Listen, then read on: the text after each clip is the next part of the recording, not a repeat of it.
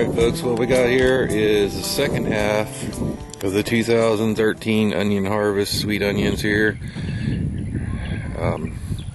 People stop to take a look at these all the time. You can see they're really nice. We have them bunched up here in groups of about 5. And then we'll show you some ones we already took out that are pretty much cured in place. In other words, we left them in the ground till the tops fell. They became very flat and the stemmed parts dried out quite a bit. We already took those out last week. It's time to replant another crop in this area, so we'll go ahead and take the rest of these out. It's been very cool and dry, so it's a good day to pull them. Then we'll show you how we take these bundles and hang them to cure them for long-term storage. What I wanted to show you here is the granddaddy of all the onions we grew this year. This is most of these are considered mammoth size as far as the industry goes. This one here actually split into 2 separate onions, which happens sometimes, not a lot. And you can see that there's 2 distinct stems there now. It looked like one stem for a long time, and then all of a sudden it split open. But you can see the size of these in comparison with my hand. You know, most of them are over 4 inches, some closer to 5. So I think we did pretty good. And you can see what we've done is simply tied a string around them with a slip knot. You can see the slip knot there. Okay, so as these dry, just the weight will keep them securely fastened to the string. And we'll show you how we hang them up. And as they hang, they'll absorb all the sugars from this still green top down into the bulb. All you have to do is try to keep them dry. If you don't keep them dry, they will rot. So we'll see you back when we get ready to hang. Alright, well, these are the ones we picked last week.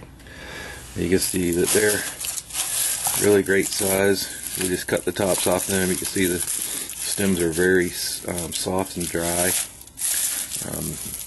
few of them are still trying to maybe put a little sprig out, but we're going to keep these cool and dry. They were a little more cured to begin with. We're probably going to use these first. Here's another one that's trying to split. You can kind of see that it's starting to make 2 onions. But these are all really great size, and we've already done a couple blooming onions with them. They're really awesome. So really good harvest this year. And we grew these all the way from the seed stage. Started in September in the seed stage. Grew our own plants to transplant. We transplanted them in early November into the ground. And it is now the end of March. As you can see, it does take a while. But at the grocery store, these guys right now are selling for about $4 for 3 pounds. There's a lot of these onions that are over 1 pound 7 ounces at this point each. So you can see you can really be quite a savings if you can do this, if you got space for them. Alright, well, we got up here just a makeshift. We got a piece of conduit running across the top of the shed here. And what we're going to do is we're going to hang these bunches up. And not rocket science. We just put them up over the pipe, tie them in place, and try to keep them separated from each other so that they'll dry evenly. Just put a simple knot in there, and that's pretty much it. Show you how we go on with it. When these get all nice and dried out, these will turn all brown. The tops will turn all brown, and all the sugars from the top here will get sucked down into the bulb itself, so it actually gets even sweeter as it cures out. some more here.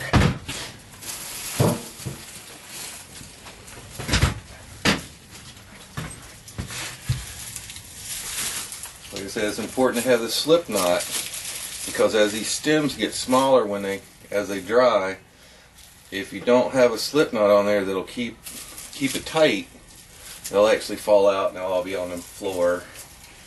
We don't want to fool with them pretty much after we put them up here on this bar. We just make a simple old double half hitch knot in the string. You can see all the other strings from past crops that we have hanging here. We don't really bother with taking them down. We just spread them out so that there's air in between each bundle of onions. You don't want to crowd them all together because the whole idea is the air to circulate through them. It gets pretty warm in here, so it helps out with the drying process. Plus, we just kind of hang them up here to get them up out of the way, and so that they're not on the floor. If you had a root cellar or something like, we're in Florida, so we don't have any cellars. If you have a cellar here, you have an underground or under-home swimming pool. So that's basically what we do. We'll finish doing all the rest of them, and we'll get this video up for you guys to watch. Alright, here we have all of the onions are all nice and hanging up on the bar here in the good old shed. So these guys will be hanging in here for the next few months. They will get better and better as they get cured, but at any rate they are completely edible right now. So if you want to go out here and anytime you need one, cut one off the string, you can do that. That'd be great. So we'll be cooking some of these probably in another future episode of the Backwoods Gourmet. Just want to show you where you see us use them a lot. So that's where they come from. We try to grow our own. Way better than ones you get at the grocery store, especially the ones that come from South America. The ones from Vidalia, Georgia are good, and the ones from Texas are good, but others not so great. Here, these are from the Backwoods Garden, and in my opinion are the best. We'll get this up on YouTube, and hope you all guys enjoy. Thanks.